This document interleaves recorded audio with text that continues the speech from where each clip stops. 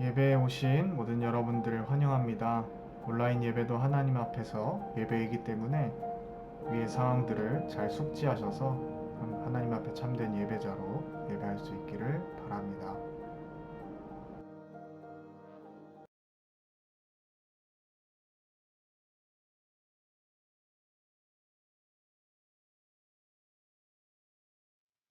지금부터 오순절 후 15번째 주일 예배 하나님 앞에 올려드리도록 하겠습니다.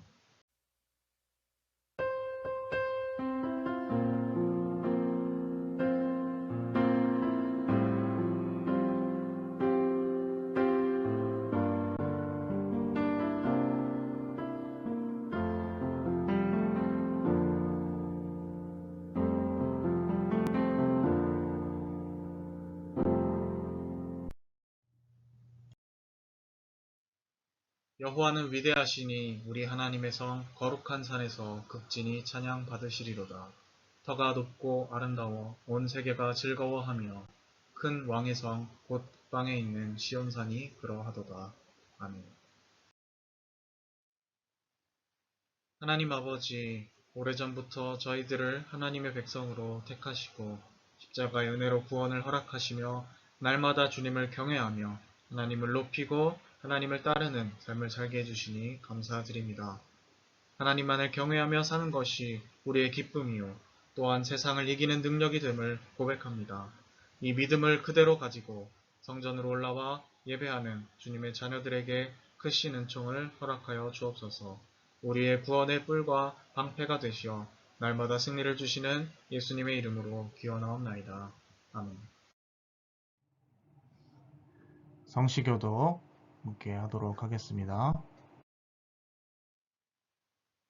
여호와를 의지하는 자는 시온산이 흔들리지 아니하고 영원히 있음 같도다.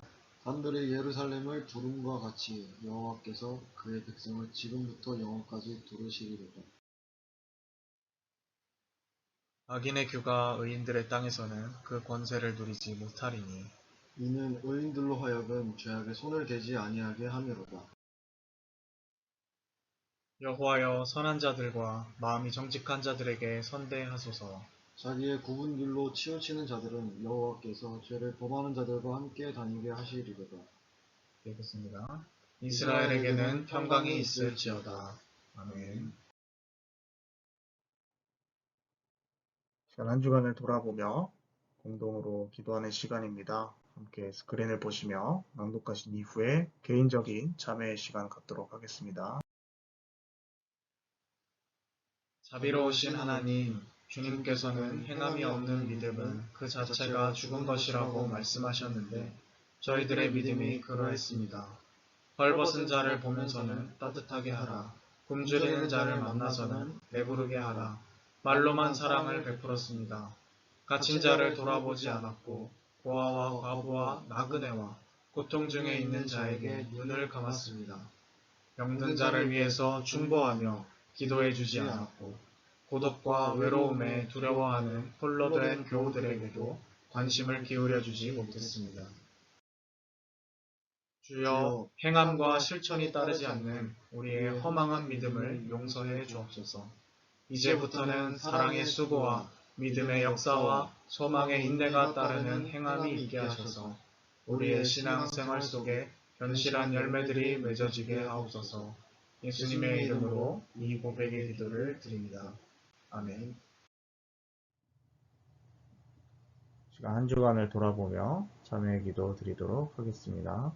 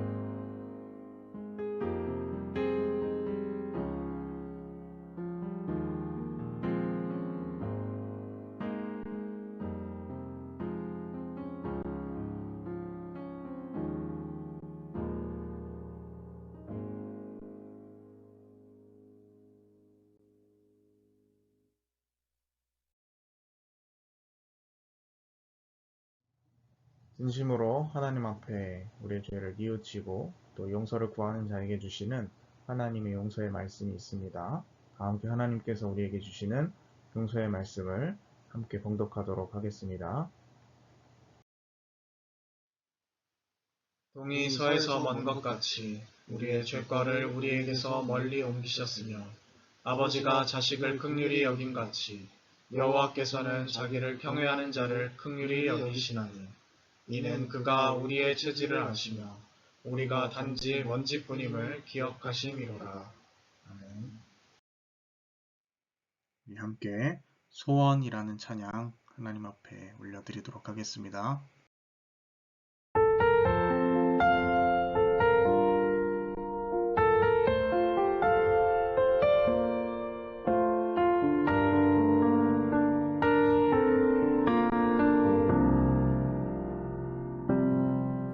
주님 내가 주의 장막을 사모합니다. 오직 주의 임재를 갈망합니다. 주의 집에서의 하루가 다른 곳의 첫날보다 좋으니 주 사랑 안에 머물러 사랑 노래합니다. 주님 내가 주의 장막을 사모합니다. 오직 주의 임재를 갈망합니다.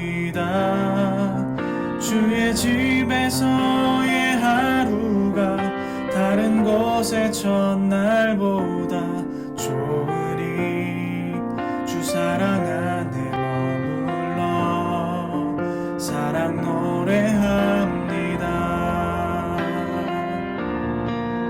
나의 평생에 단 한 가지 소원 주의 아름다우신 보며 사랑 노래하는 것 나의 왕 되신 주님의 얼굴 구하며 주 사랑 안에 머물러 사랑 노래합니다. 나의 평생에 단 한 가지 소원 주의 아름다우심 보며 사랑 노래하는 것 나의 왕 되신 주님의 얼굴 구하며 주 사랑 안에 머물러 사랑 노래합니다.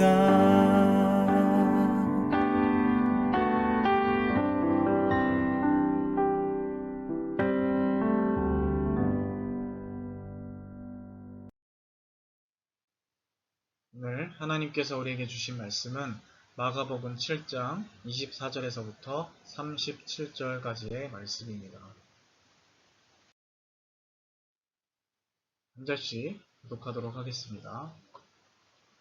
예수께서 일어나사 거기를 떠나 두로 지방으로 가서 한 집에 들어가 아무도 모르게 하시려 하나 숨길 수 없더라.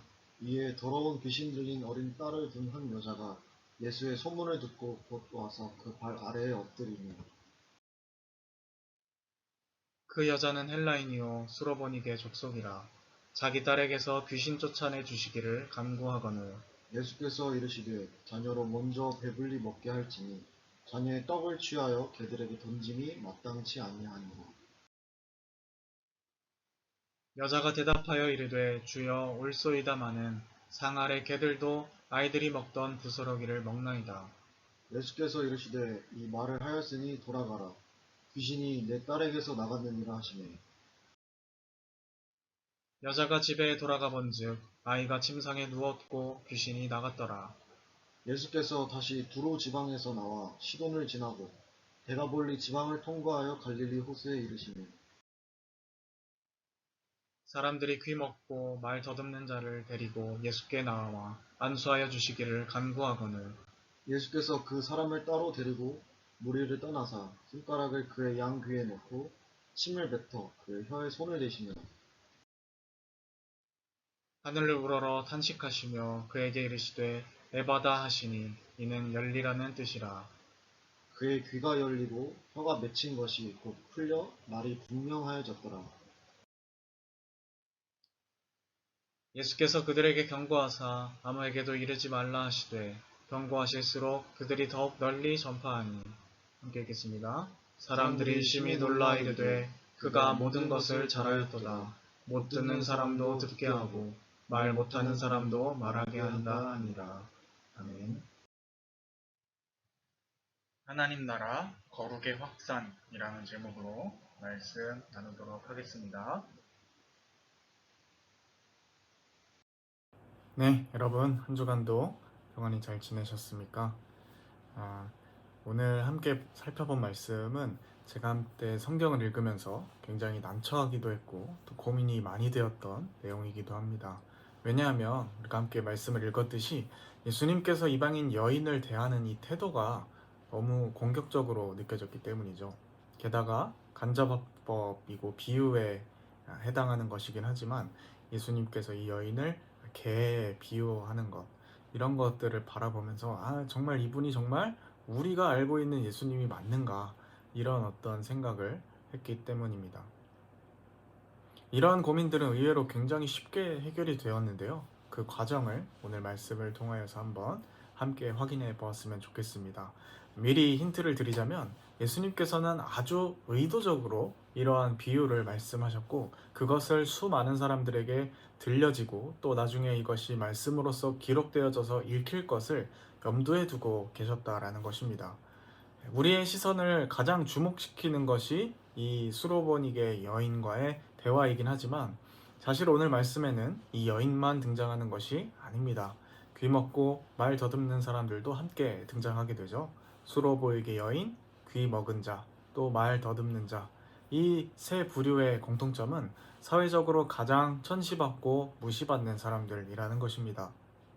심지어 이방인인데다가 여자에 해당하는 이 수로보니게 여인은 이 세 부류의 사람들 중에서 당시 사회의 관점으로 가장 낮은 처우를 받는 그런 사람이라고 할 수가 있겠죠.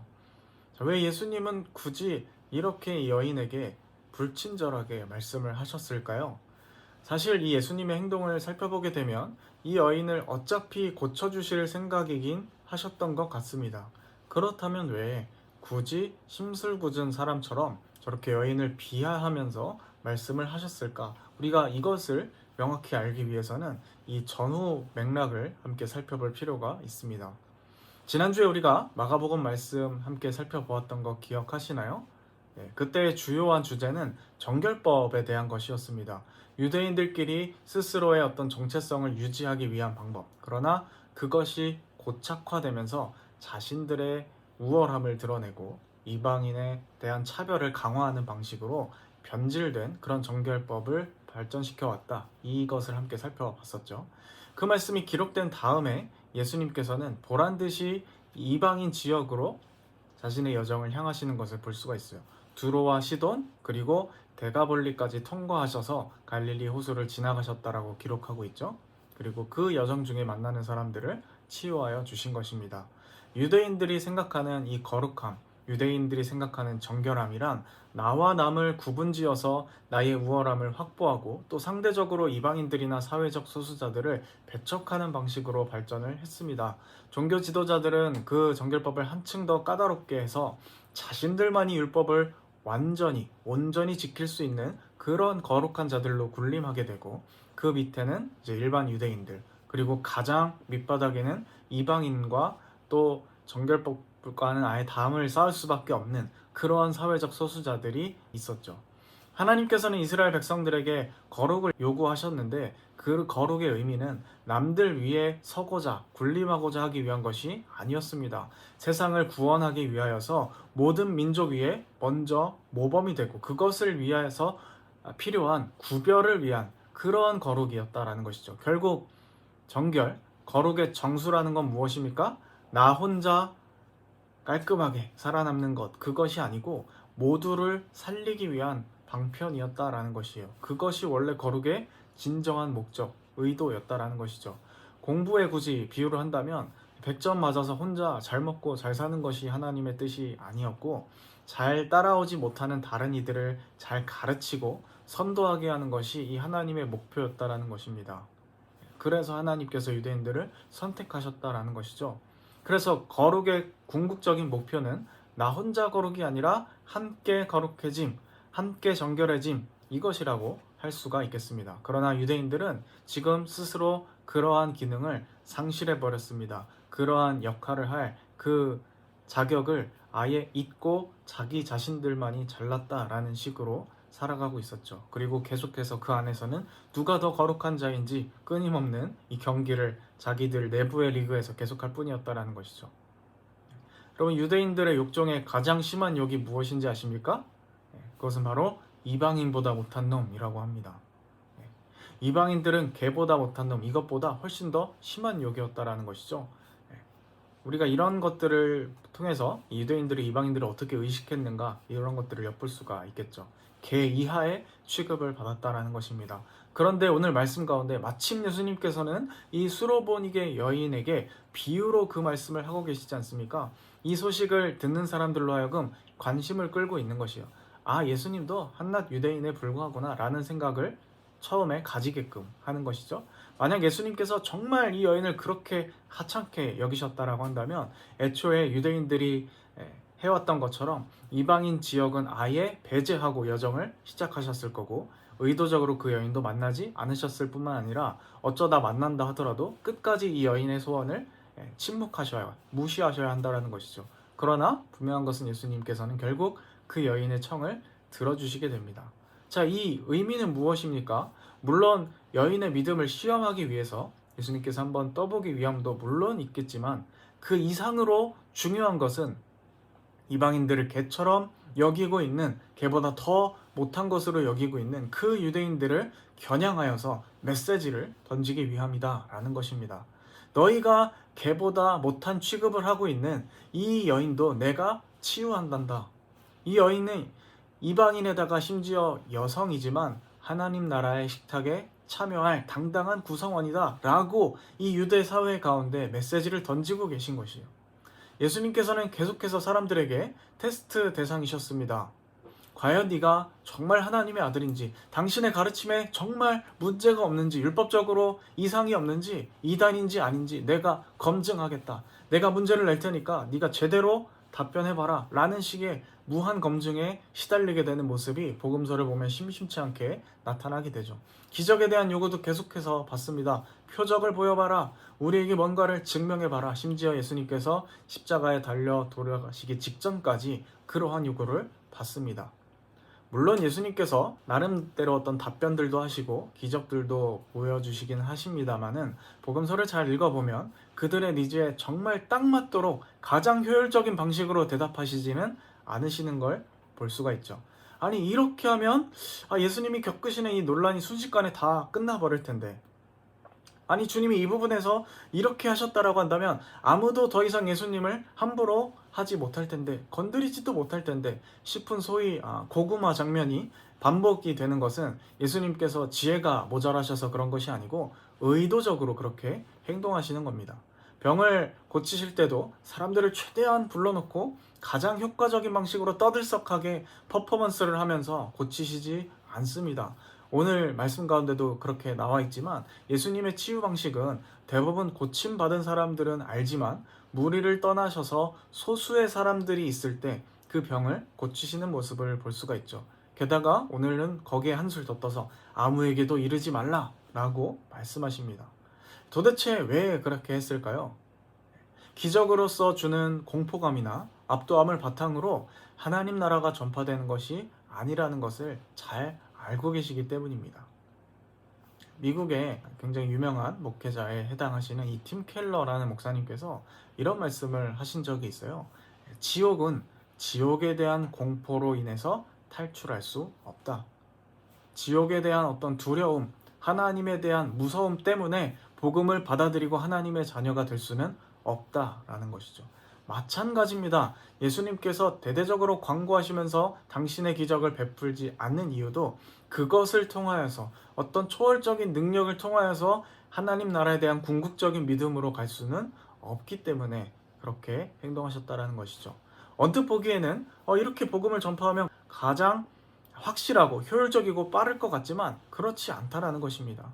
주님께서 스스로 말씀하신 것처럼 하나님의 나라는 겨자씨와 같이 하나님 나라를 사모하는 사람들 그리고 관심을 가지고 그 나라를 열망하는 사람들의 것임을 분명히 보여주고 계신 것이에요. 기적에 현혹되어서 메시아를 추종하는 데에는 한계가 있다는 것이죠. 그 나라에 열망이 있는 사람들은 절대로 이러한 태도로 접근하지 않습니다. 끊임없이 예수님을 검증하려 들고 당신이 메시아라는 걸 우리에게 어디 한번 증명해 봐라. 이러한 태도로 접근하지 않는다는 것이죠. 수로보니게 여인과 예수님을 만나러 온 사회적인 소수자들 또 병든 사람들은 모두 예수님 보시기에 이러한 공통점을 가지고 있었습니다. 검증하는 것이 아니라 엎드리고 겸손한 마음으로 주님께 나오는 것이었다라는 것이죠. 즉 이방인들의 태도와 유대인들의 태도가 아주 극명하게 대조되고 있는 것입니다. 아주 의도적으로 이 복음서를 기록한 이 마가복음의 저자가 이것을 대비시키고 있는 것이에요. 그리고 오늘 논란의 중심인 그 예수님이 왜 이토록 이 여인을 하대하는 것처럼 보이는가에 대한 것도 이것의 어떤 정점을 찍고 있는 것이죠. 유대인들은 아주 거만한 자세로 자신들을 선민이라고 여기면서 이방인들을 업신여기고 참 하나님의 아들을 받아들이지 못한 채 논쟁의 구렁텅이로만 계속해서 몰고 갔습니다. 그러나 그에 반해 그 나라에 대한 열망을 가지고 나아온 이 유대인들이 그토록 무시하는 이방인들은 하나님 앞에 겸손히 엎드려 은혜를 간청했고 그들이 원하는 것을 결국 얻어갔다라는 것이죠. 자, 우리는 어떠한 모습을 가지고 있습니까? 여러분 분명한 것은요. 하나님의 나라는 그 나라를 간절히 사모하며 주님께로 나아온 모든 사람에게 열려있다라는 것이에요. 모두에게 열려있는 하나님 나라, 그것이 하나님 나라의 속성이라는 것이죠. 그러나 여러분, 모두에게 열려있지만 모든 사람이 아무나 들어갈 수 있는 것은 아닙니다. 모두가 하나님의 백성이 될 수는 없는 거예요. 오직 그 나라를 사모하는 사람에게 열려있는 것이죠. 자신이 아브라함의 핏줄이라는 사실로 그 자동으로 그 나라를 향해 나아가도록 보증해 줄 만한 것은 그 어디에도 없다라는 것입니다. 예수님께서 이런 말씀을 하신 적이 있죠. 자신이 계속해서 이 정결 또 부정, 이 논쟁 그리고 예수님을 끊임없이 테스트하는 그러한 이 사람들의 논쟁 가운데서 이 말씀을 하신 적이 있습니다. 건강한 자에게는 의사가 쓸데없고 병든 자에게라야 쓸데있느니라. 나는 의인을 부르러 온 것이 아니라 죄인을 부르러 왔노라. 이렇게 말씀하셨습니다. 자, 누가 건강한 자이고 누가 병든 자일까요? 누가 죄인이고 누가 의인일까요? 유대인들은 건강한 자이고 이방인들은 병든 자일까요? 여러분 그게 아닙니다. 사실 이 말씀이 가리키는 건 우리 모두가 사실은 원래 하나님 앞에서 병든 자이자 죄인이라는 것이죠. 중요한 건 무엇입니까? 내가 병든 자라는 사실을 알고 깨닫고 우리의 궁극적인 치유자가 되시는 주님께로 나아가는 것입니다. 오늘 말씀 가운데 마지막인 37절 말씀은 예수님의 치유를 목격한 일부의 사람들에 대한 반응에 대해서 기록을 하고 있습니다. 이들의 반응이 어떻게 기록되어 있습니까? 놀라거나 신기해했다라는 것입니다. 그리고 예수님이 이 사람이 모든 것을 잘하였도다라고 칭송했다라는 겁니다. 자, 주님이 우리에게 요구하시는 이 믿음의 반응이 무엇일까요? 놀라거나 신기해하는 것입니까? 그 능력을 칭송한 것입니까? 우리 예수님 대단하네, 참 멋지네, 이것으로 끝나는 것일까요? 아닙니다. 그것을 넘어서서 주님 앞에 겸손히 나와 엎드릴 줄 아는 것, 그것이 신앙이며 하나님 나라의 백성이 될 자격이 주어지는 요건이라는 것입니다. 오늘 말씀 안에 등장한 여인의 모습 속에서 저는 이 야곱의 모습이 떠오르게 되었습니다. 새벽 내내 하나님과 씨름하면서 축복을 주지 않으면 내가 당신을 보낼 수가 없습니다. 그렇게 간구했던 야곱 말이죠. 하나님의 은혜 있다면 믿고 줘도 그만 안 줘도 그만, 없으면 할 수 없고, 이러한 태도는요 하나님의 나라와 아주 먼 태도라는 것입니다. 오늘 여인을 비롯한 사람들은 이 부스러기의 은혜라도 하나님께 주십시오 이렇게 간청했지만 예수님께서는 그들에게 부스러기를 주신 것이 아니라 당당한 메인 디쉬를 허락해 주셨습니다. 그 메인 디쉬는 하나님 나라의 백성됨, 그리고 세상을 위하여서 자기 자신을 내어주신 예수님 자신이었다라는 것이죠. 오늘 예수님을 통하여서 하나님 나라가 어떻게 확산되는지 살펴보게 되었습니다. 아무리 감추려고 해도 드러나는 그 하나님 나라. 나와 남을 구분짓고 차별하는 방식의 거룩이 아니라, 그래서 내가 거룩해지기 위해 수많은 사람이 부정해져야 하는 식의 그 거룩이 아니라, 정말 예수님이 보이신 것처럼 부정한 자도 정결하게 만들 수 있는 그러한 거룩, 그러한 하나님 나라가 보여지고 있습니다. 그리고 선포되고 있습니다. 여러분, 그 거룩에, 그 하나님 나라의 발걸음에 쓰임 받을 수 있는 우리가 될 수 있었으면 좋겠습니다. 그리고 이 여인의 믿음을 바라보면서 우리의 신앙도 한번 점검해 보았으면 좋겠습니다. 정말 하나님, 오늘도 나는 주님의 은혜 없이는 단 한순간도 살아갈 수 없습니다. 겸손히 주님 앞에 엎드리며 그렇게 하나님 앞에 나아가고, 또 이 세상을 거룩하게, 정결하게 함께 바꿔나갈 수 있는 우리 모두가 될 수 있었으면 좋겠습니다. 기도하겠습니다. 하나님 아버지, 오늘 수로보니게 여인과 또 함께 치유받은 수많은 이들의 이야기를 함께 살펴보면서 우리의 신앙 상태가 어떠한지 다시금 확인하여 봅니다. 주님의 말씀의 빛 앞에 우리 자신을 돌아볼 때 참 너무나 부끄럽고 연약한 모습들이 많이 있습니다. 하나님의 은혜 없이는 한순간도 살 수 없음에도 불구하고 스스로 잘났다 여기며, 스스로 모든 것을 할 수 있다 여기며 하나님의 은혜를 소홀히 하는 모습이 있었다면 하나님 아버지, 그 모습들 내려놓게 하시고 정말 겸손한 마음으로 그 나라를 열망하며 매일매일 주님과 함께 동행하기를 힘쓰는 저희 모두가 되기를 원합니다. 하나님 아버지, 또한 저희들 이 세상으로부터 부르심을 받았습니다. 우리끼리만 하나님의 백성 즐거워하며 그것으로 믿지 않는 자, 믿는 자를 구분하며 우월감을 가지는 방식의 거룩이 아니라, 정말 이 세상을 향한 하나님의 마음, 그 사랑을 마음 깊이 깨닫고 이 세상이 거룩하여지고 정결하여질 수 있도록 우리 자신을 주님 앞에 헌신하고 이웃들을 위하여 섬길 수 있는 우리 모두가 되게 하여 주옵소서. 함께 하실 줄 믿사오며 이 모든 말씀 예수님의 이름으로 기도드립니다. 아멘. 준비하신 예물 올려드리면서 함께 찬양 드리도록 하겠습니다. 아래 계좌번호는 참고하셔서 자발적으로 자유껏 하시면 되시겠습니다. 예수로 살리 함께 찬양하시겠습니다.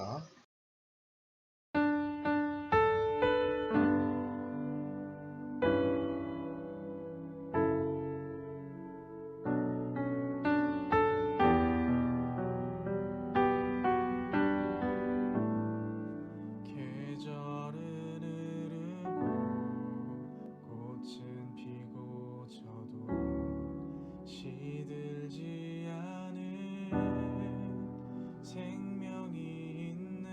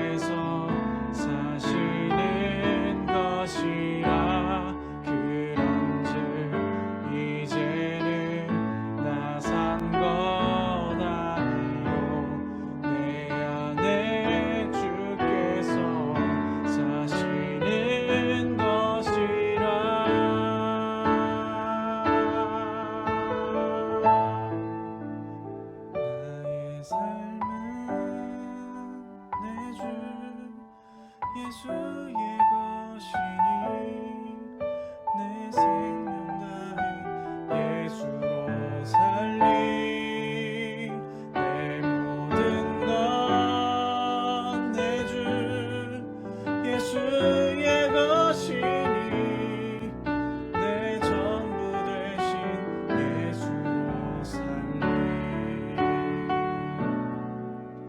내 전부 되신 예수로 살리 내 전부 되신 예수로 살리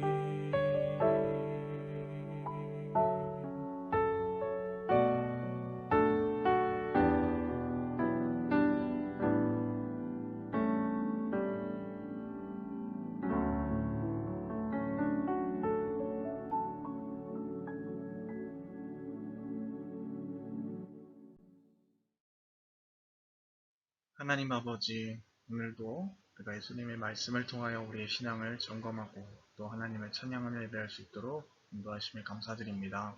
하나님, 진정으로 저희에게 주님께서 우리에게 율법을 주신 진정한 이유, 그 사랑의 실천을 오롯이 하며 하나님 앞에 영광 돌릴 수 있는 저희들이 되게 하여 주옵소서. 남들보다 낫다고 생각하기 전에 나도 똑같은 죄인임을 늘 하나님 앞에 되새기며 주님의 은혜 없이는 하루도 살 수 없습니다. 이것을 늘 기억하며 우리의 모든 행동에 이것을 두서기 하나님 사랑 이웃을 향하여 나아갈 수 있는 저희들이 되게 하여 주옵소서. 함께 하실 줄 믿사오며 이 모든 말씀 예수님의 이름으로 기도드립니다. 아멘.